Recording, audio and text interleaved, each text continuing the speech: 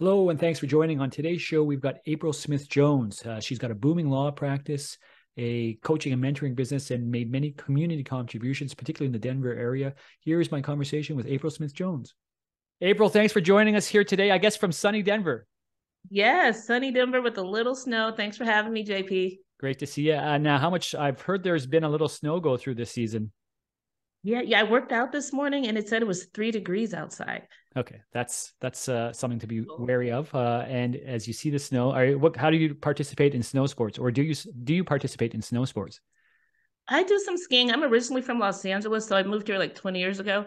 So it's not the natural skiing my kids do, where if you fall, so what kind of skiing. That's a different type. Yeah, exactly. The ones that can get into it. Now, what inspired the move from California? I have a number of friends that have relocated to that area, and they say they love it. What inspired you to move? I moved back in '98. My kids were like 2, 3, and 5. My husband took a job out here, and I said, "What the heck?" So that's how deep that was. It was a what the heck? Let's What the do it. heck? And obviously things have worked, or you guys continue to be there. Is the plan to stay there? The plans to stay there, but we also have an office in California. So we have a home base in California as well. Some of the kids move back there. So we go back and forth. You go back and forth. There you go. And so when you say office, that's the law firm, or as you discussed, the law firm The itself. Can law you just firm, yes, the yeah. law firm. My law firm I've had for 22 years. I will probably refer to a lot like it's a human in the family. It almost starts to become one, right? Or almost starts to feel like one. So what are the roots of that, and how has it grown over the years? I started a law firm. So I graduated from law school in '91. I'm like way older than I look. And in California. And I worked for a firm, like a private firm, which was my goal. I grew up watching LA Law, so I thought that's what I want to do. Got married, had a baby, and then another baby. And I just really, at the time, I just was like, can't tell these white men I'm pregnant again. Um, and so I quit and started my own firm. That kid is 28, the one that, so I obviously 28 years ago, I started practicing for myself. And just by the way, I have to put this out there as a lawyer. I speak to like women and lawyers and, work-life balance and that sort of thing. And I had a young lawyer come up to me and after one of my talks, and she told me that it's called second child bias. The feeling that you need to quit because you're having another baby is an actionable thing. It's real.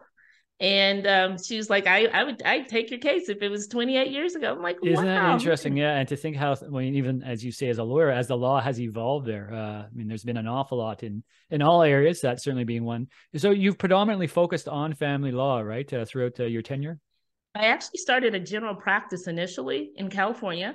And then when I moved to Colorado, I worked here for a little bit just to figure out what color the statutes were, the books, and then started the general practice again. So I had a general practice. I've had a practice 22 years, and we were general for probably like 8.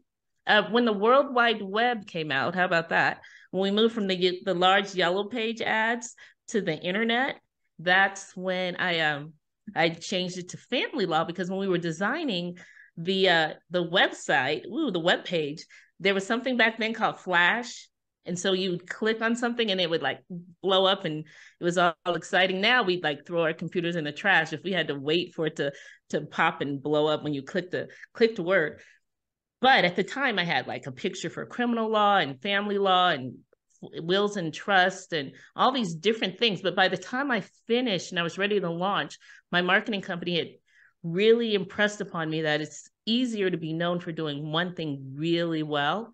And so I changed like criminal to protection orders, and the older couple I changed to grandparent rights. And we've been doing family law exclusively ever since. It's interesting you say that, because the reality is that's true, right? Where you put your attention is what follows. If you call yourself a family law lawyer, you become one. If you call yourself whatever, and have a flash expert, right, back in the day, then you become a flash Right. expert. So clearly you put it that way in through intention. How has the law firm evolved? I mean, to the point now where I mean, your firm, as you say, is quite sizable in the area, and I'm sure is actually now making great use of the online presence that's available to all of us, isn't it? Yes, absolutely. We started out, obviously it was me. I added over the years, over the decades. I think the largest I'd been probably around the recession was 5 attorneys, 4 staff, so maybe like 8 or 9 people. And then there was the recession. The way I managed it is not how I would manage it now, where I trimmed back. Not how we did in the pandemic. In the pandemic, I said, nobody moves. We had just done a snow day experiment to be virtual. And I liked it. I was like, oh, what if we do like our team meetings once a month virtual? And they were like, no, we love all being together. We could never do that, April. And then I swear it was like 2 weeks later, it was March 2020. And because we had done it, because I was prepared, I said, let's just all go home rather than come to work, be worried. Let's all take it virtual. Everybody, stick with the script, do your thing. And different from the pandemic, where it was kind of like a hot air balloon, where I was like trimming people to manage. I was like, no one is going anywhere. Everyone stays. Everyone's going to stick together, and we're going to get through this thing. And we actually got stronger, larger, better, more known, and the trust, built up for the company inside the company because of that. That's huge. And so I've got a fantastic team. No, it's great to be able to say that, and it's the fact that you say that it's actually been even better. Why do you think that's happened? I think initially just saying we're a family and we're sticking together, especially when people are scared, to say, we got this, we're going to do this well. You don't have to come to work and be worried. You can stay home and be worried, but that's a different type of worry, right? And then we did like 3 webinars a week. Hi, I'm April Jones. Today we're talking about COVID-19, your family, your finances, and your future. Our guest today is like, I did that all the time. Sounds well rehearsed, by the way. You Yeah. just did that. Yeah. So you got and did a number of those. What's the response to those been? It was fantastic. I called in favors. Like, I'm on a board with the owner of the Rockies, our baseball team. So I had Dick come on and speak when baseball was shut down. I called them Take Control Tuesdays. And what was really interesting, an alarm went off while we were in the webinar, and he was like, we're supposed to be in Ohio right now. And, so it's just like, how do you head up, shoulders back, walk it out, manage when baseball is shut down? And if you can do it, how can, the other mom and dad out here figure it out too? So it was really good for the community. We took on domestic violence. We took on just whatever issues. A lot of people were having a struggle, as you can imagine, parenting. How do you co-parent when there's no school to do you do your exchanges at school, you never have to see each other, the end, and now there is no school? And what if you think the one person's an imbecile and they're supposed to be helping with homework?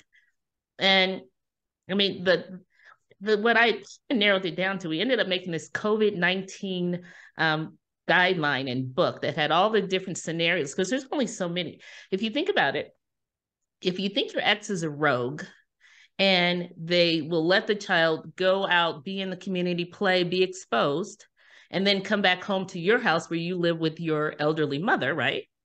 What's the true difference between your ex is a hero and is exposed to, potential COVID opportunities, and now the child is exposed? So ultimately, once you just really just dug into it, the behavior, how you protect yourself and what you do, it ended up being the same with or without the vitriol. So that's the resource we became for the community, and it felt good to us, and it felt good to the community we serve.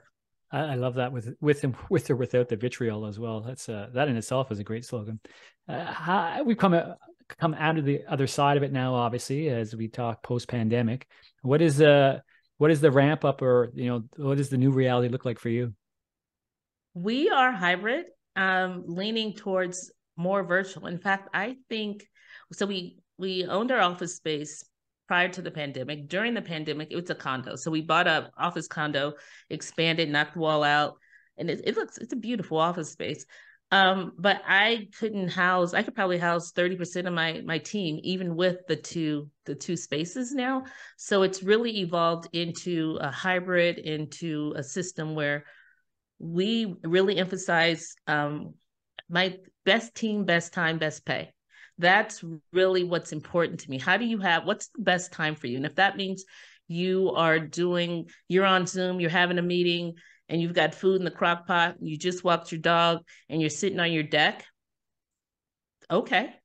Like, that's what I want. I want, if you want to have a baby or climb a mountain all in the same month, not the same person. I mean, you could if you want, but I'd be a very strong woman. That's quite a person. That could happen. But, you know, we had multiple attorneys doing different things at the same time. And that's what I really have learned to celebrate. That was not the law firm I was, you know, in the recession when we were, you know, cutting ropes like we were on a hot air balloon and went lean and mean. We actually survived the recession because we were lean and mean. That's very different from thriving because we've expanded and we've been thoughtful and we've cared for ourselves, our team, and our community. Completely different business entrepreneur. Yeah, completely different than, you know, those firms you described where you cut your teeth originally as well, right? Can you imagine the way, you know, those firms would have dealt with things, you know, some 20 years ago in the face of this? I mean, they were the old type of firm is obviously had to change the way that they were doing things as well. We all have needed to change the way that we're doing things. It's just the new reality. Now, you've talked firm wise. You're doing some coaching as well on the business side with clients. How does that work? Well, I have I've been in a situation where people ask a lot, you know, how do you do what you do? How do you have 3 kids that are extraordinary? My children are older. They're 26, 28, and 30. How did you do all that? That was when they were 3 in high school or 3 in college. And how do you have a firm and how do you grow it? And how do you do it with a smile? I do not always have a smile, but people do ask me that. So that's nice. And so I said, when I got to a point in my career where I had, you know, really poured into my own family and my own business and my own life and my own relationships, it was really important to me that I kind of take that satellite dish of Aprilness and turn it outward and be useful and be helpful for other people. Like, that's been on my list the whole time. And now it's time. And that's what I've been creating a way to actually share that with other people in a way that they can implement it in steps or in bite sizes or whatever people need as they go through their own process. Oh, that's really effective. So let's get into some concrete examples. How do we do that? What are the right steps?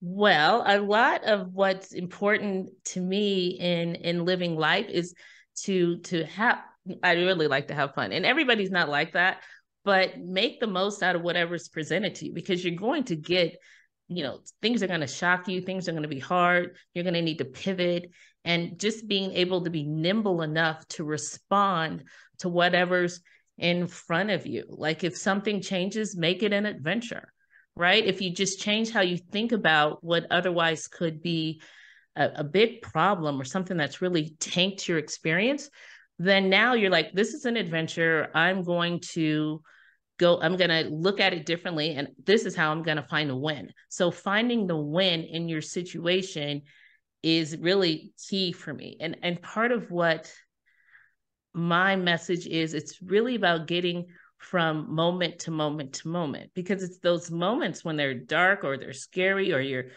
you're fearful or you reasonably should be wondering what's going to happen next. That's where people fail. That's the difference between the people who knock it out of the park because they were able to like muster over and over and over, and the people who just stop. And so what is the thing that these people have or these people do to get through it? The successful ones. Sure. So we have these pivot cards. I'll actually even show them up. So there are these pivot cards with these little sayings and explanations. This one says, be a trailblazer. So that came about. I have 3 kids. We live in Colorado, as you know. They were probably like 5, 7, and 8, 6, 8, 10, something like that. And so I have 2 boys and a girl. The 2 boys were taking over the whole mountain and doing the sledding in the backyard. And, you know, my daughter's like trying to figure it out. And I was like, just go blaze your own trail. Just go blaze your own trail. And so from that, I started calling her my trailblazer girl. And it's at the time, it was just what we were doing. But over time, she ended up going to Harvard. She's top 10 Miss America. She's getting her neuroscience PhD. That's a lot of blazing your own trail. And so that's a business principle as well. You can either get stuck because people are blocking you, and big giant people, and you're small, and what are you going to do? Or you just find a different path and then you own it. And that's one of the tips that I talk about when I'm coaching people. Like, how do you take your situation, find a different path, and then own it? So it's really having really the strength to persevere, right? Choosing a path if you're up against a barrier to choose a way around it and to persevere through. Oh, right, over and over. And you need different tips for different things because as you know, I'm sure life comes at you in all different ways. And if you're helping companies sell, you know what all they had to do to get to where they can make a phone call to you. And there's a lot of pivoting and staying on the path between the time they start and the time that they get to call you and ask you for help. Yeah, absolutely. What I see, and it seems like there's a characteristic among entrepreneurs, right? It's what you're describing, and there's just no quit, right? They almost don't understand the word. I think we've been discussing as persevering, or you say meeting an obstacle and then choose another path and go around and keep going. But there's a can't quit attitude that I see for the most successful entrepreneurs. And they're not always successful, but whatever happens, they get up and they keep going. And that's something that's important in business and in life, isn't it? Yes, it's important in business and in life. One of my sayings was keep your wits about you, which is the same thing. Like even in the movies, the people fall and you're like, get up, get up. When the thing's chasing them and then they're backing on their back on the ground. But if they had thought, you know what, I'm gonna look forward, I'm gonna find the path, I'm gonna run straight out of here, then they would survive. And that's just a huge part of life. Like keeping your wits when the music stops, but you still have to keep singing. Keeping your wits when your best people say they want to quit and you've got a big project that has to be taken care of. Like there's so much in being an entrepreneur. And when you sum it up as saying, you just don't stop, but that means you kept going. You kept going over and over, which means you had to keep getting up and keep moving past obstacles. And that's really what I like to talk about is the details of how you can keep moving. And I think that's, with my background, I'm from South Central Los Angeles. And I had to learn a lot of things, on my own. I didn't have mentors and I didn't have coaching and a lot of things that have made a huge difference for me. I had to grow up, seek that, and then, make those moves. So I like to work with people sooner than when they're older and just help at the outset. Yeah, the earlier you can, right? Obviously, you saw some of those things, I guess, in South Central LA. Did you have the resources there? Or did you have to go outside of the area to get those resources? My mother was a teacher, and so she taught in Compton, which is a public school in Los Angeles. So they had a lot going on over the years. I was typically in private school. There was a point though where I was bused. They had voluntary busing before mandatory busing in the late 70s. So I was bused from South Central Los Angeles to the Valley to like, oh my God, like I don't think so, Valley Girl Valley. And you And still got the accent. I know when I'm sleepy, I can do Ebonics or Valley Girl. It's just kind of strange. And I saw like 2-story houses and people with boats where you could like watch a movie on the sail of the boat. And I was like, oh my gosh, you gotta be kidding me. And a lot of that changed how I thought about what opportunities were. I mean, I knew kind of from television. I hate to say it. I knew a lot from television, but to see it in person and to be put in leadership positions then and make new friends and just see what opportunities there were, that was a game changer for me. And I was like, okay, I'm going to do this. I'm going to do this. I'm going to do this. Who's coming with me? Nobody. Okay. Well, I'm just going to go. And So that's you kind of, decided that April, you started that at a very young age, obviously. Again, going back to what we said before, is it you're put together in a certain way that that led you to persevere? yeah. Yeah, I did. And I was fortunate. I was always like, as you can imagine, I was a smart little girl. I got the best grades in class. I mean, there was 13 people in my class, but still, um, I didn't always fit in on my block, which makes sense to me now. I mean, if you take my disc score, I'm like, oh yeah, you shouldn't have not fit in. You should not have fit in on your block. Um, but my mother thought I was fantastic. My grandparents thought I was fantastic. So when you have people in your life who just think you're amazing and you can do anything you want to do, they call me Miss Muffet. You can do anything you want to do, Miss Muffet. You're like, great. Well, I want to do this. I want to do this. I want to do this. You start your list and you start checking them off one after the other, right? Yeah. Yeah. So what else? Okay, so it's great to hear from your, your background and to where you are now. And as we speak of that list or the things that you want to do and check off, what's on your list on the go forward? What does the future hold for you? Well, we do want to be the largest family law firm in Colorado. So we want to double and then kind of hold and then really focus on best team, best time, best pay. And so that's where we are right now in terms of the company, but those things are in process. We've built the foundation, we have the resources. That's just a matter of sticking with the plan and managing when the plan looks like it's going to go south and just keeping it straight. But the aprilsmithjones.com, that's where we are really focusing on giving back and serving others, all while our law firm is denverdivorceattorneys.com, all while that moves forward in a very elegant, planned way. But the giving back is huge to me. And I'm just now starting to develop that and having the time to do it and having the resources to do it. So that's a big part of it. Yeah, it's a big part. That's part of what this is right now as well, right? So those are obviously wonderful places to find you and learn more of the projects we discussed. What does a business engagement look like with you? A business coaching engagement with you look like? So we have different opportunities. You can work with me directly, but and that's an opportunity if someone wants to actually have me be their resource, like for a year. Like we take a problem, and I do have a whatever it takes type mentality, like whatever it takes.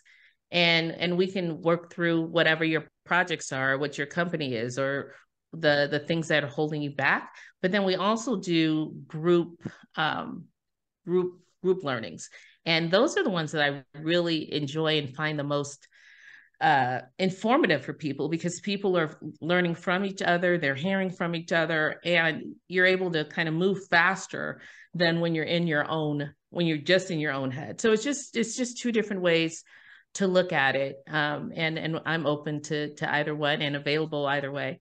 And That's then great. I also do speaking engagements, and I find those really helpful to just be able to just be in different communities, people who look like me, people who just need to know that, yeah, you got this, right? I mean, there's a lot of successful people who have coaches and have therapy and have counseling and and they're super resourced, and I can work with them too, and that's great. But where the volunteer component comes in is where there are people who don't have those and they need to hear it.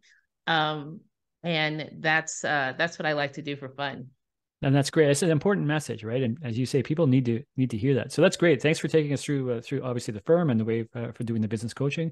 I like to leave these episodes with one thing that people can take with them through the rest of the day, through the rest of the week after they've listened to this episode. What's one thing that's worked for you, April, in the past? Something that you've given us a wealth of things, I think, during this conversation. But one thing, if you said you keep this in mind, is to get your bearing and to keep on the right path. What's something that stuck with you that you'd like to pass on?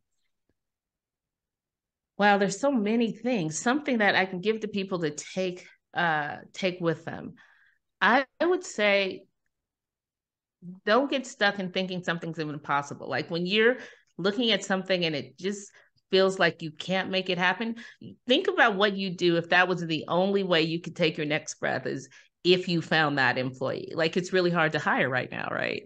And you need to find, like for me, I need to hire an attorney, and you're just like, I can't find a good attorney. But if you say, I must find one, if you narrow your focus to, I must do this, I must find a new print company because my print company's gone under. Like if you say, I must do it, and then you do it, and you get all the people in your in your world to come together. You make the calls, you find the people, you get the second interview, you call the third interview, you check the references, and report to me at 4 o'clock every day and let me know what you did.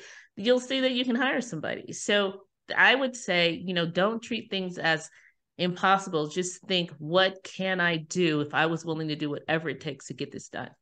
That's great stuff, April. Thanks so much for this. Thanks for sharing with us here today. I look forward to the next time on The Millionaire's Lawyer. Thank you.